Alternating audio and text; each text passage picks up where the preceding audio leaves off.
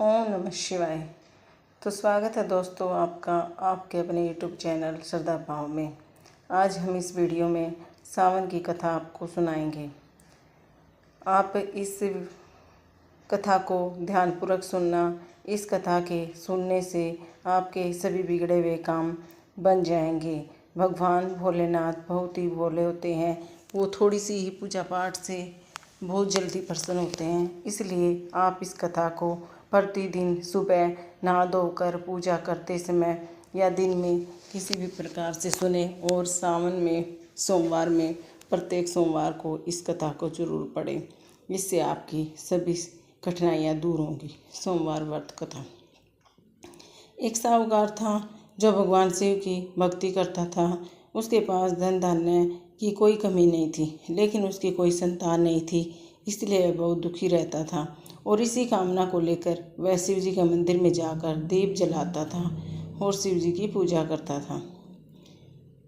उसके इस भक्ति भाव को देखकर एक दिन माता पार्वती ने शिव जी से कहा कि प्रभु, ऐसा साहूकार आपका कितना बड़ा भक्त है, इसको किसी बात का कष्ट है तो आप उसको अवश्य दूर करना चाहिए। शिव जी बोले कि पार्वती, इस साहूकार के पास पुत्र नहीं है, यह इसी से दुखी रहता है।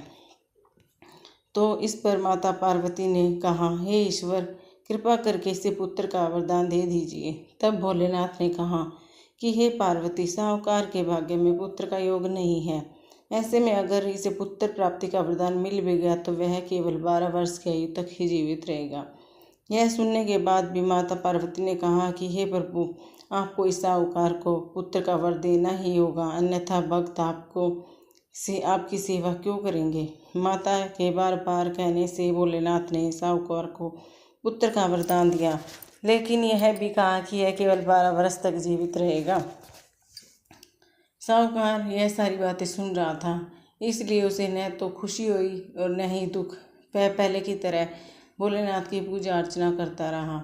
उधर सेठानी गर्भवती हुई और 9वें महीने उसे सुंदर बालक ने जन्म दिया। परिवार में खूब हर्षोल्लास मनाया गया, लेकिन साहूकार पहले की तरह रहा। उसने बालक की 12 वर्ष तक की आयु का जिक्र किसी से नहीं किया। जब बालक 11 वर्ष की आयु का हुआ तो एक दिन साहूकार की सेठानी ने बालक के विवाह के लिए कहा। तो साहूकार ने कहा कि वह अभी बालक को पढ़ने के लिए काशी भेजेगा। इसके बाद उस बालक के मामा जी के बुलाया गया और कहा कि इसे काशी पढ़ने के लिए ले जाओ और रास्ते में जिस भी स्थान पर रुकना वहाँ यज्ञ करते हुए और ब्राह्मणों को भोजन कराते हुए आगे बढ़ना। उन्होंने भी इसी तरह करते हुए जा रहे थे कि रास्ते में एक राजकुमारी का विवाह था। जिससे उसका विवाह होना था वह एक आँख से काना था। तो उसके पिता ने जब अति सुंदर साहूकार के बेटे को देखा तो उसके मन में आया कि क्यों न इसे ही घोड़े पर बिठाकर शादी के कार्य संपन्न करा लिए जाएं। तो मामा ने से बात की और कहा कि इसके बदले में अथाह धन देगा और वह राजी हो गया। इसके बाद साहूकार का बेटा विवाह की बेदी पर बैठा और जब विवाह का कार्य संपन्न हो गया तो जाने से पहले उसने राजकुमारी की चुनरी के पल्ले पर लिखा कि तेरा विवाह तो मेरे साथ हुआ, लेकिन जिस राजकुमार के साथ भेजेंगे वह तो एक आँख का काना है। इसके बाद वह अपने मामा के साथ काशी के लिए चला गया। उधर जब राजकुमारी ने अपनी चुनरी पर यह लिखा हुआ पाया तो उसने राजकुमार के साथ जाने से मना कर दिया। तो राजा ने अपनी पुत्री को बारात के साथ विदा नहीं किया। बारात वापस लौट गई। उधर मामा और भांजे काशी जी पहुँच गए। एक दिन जब मामा ने यज्ञ रचा रखा था और भांजा बहुत देर तक बाहर नहीं आया तो मामा ने अंदर जाकर देखा तो भांजे के प्राण निकल चुके थे। वह बहुत परेशान हुआ, लेकिन सोचा कि अभी रोना पिटना मचा तो ब्राह्मण चले जाएंगे और यज्ञ का कार्य अधूरा रह जाएगा। जब यज्ञ संपन्न हुआ तो मामा ने रोना पीटना शुरू किया। उसी समय शिव पार्वती उधर से जा रहे थे। तो माता पार्वती ने शिव से पूछा, हे प्रभु, ये कौन रो रहा है। तभी उन्हें पता चलता है कि यह भोलेनाथ के आशीर्वाद से जन्मा साहूकार का पुत्र है।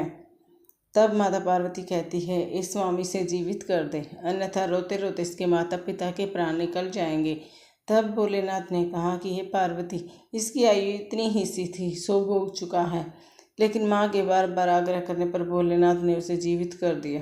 लड़का ओम नमः शिवाय करते हुए जी उठा और मामा भांजे दोनों ने ईश्वर को धन्यवाद दिया और अपनी नगरी की ओर लौटे। रास्ते में वही नगर पड़ा और राजकुमारी ने उन्हें पहचान लिया। तब राजा ने राजकुमारी को साहूकार के बेटे के साथ बहुत सारे धन धान्य के साथ विदा किया।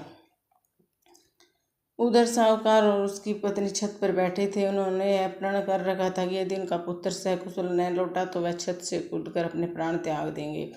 तभी लड़के के मामा ने आकर साहूकार के बेटे और बहू के आने का समाचार सुनाया, लेकिन वे नहीं माने तो मामा ने शपथ पूर्वक कहा। तब दोनों को विश्वास हो गया और दोनों ने अपने बेटे बहू का स्वागत किया। उसी रात साहूकार को स्वप्न में शिव जी ने दर्शन दिया और कहा, तुम्हारे पूजन से मैं बहुत प्रसन्न हूँ। इसी प्रकार जो भी व्यक्ति इस कथा को पढ़ेगा या सुनेगा उसके समस्त दुख दूर होंगे और सभी मनोवांछित कामनाएं पूर्ण होंगी। बोलो भोलेनाथ की। ओम नमः शिवाय। श्री शिवाय नमस्तुभ्यं। दोस्तों, आपको यह वीडियो यदि पसंद आए तो वीडियो को लाइक करें, शेयर करें व चैनल को सब्सक्राइब करें और कमेंट बॉक्स में ओम नमः शिवाय ज़रूर छोड़ें।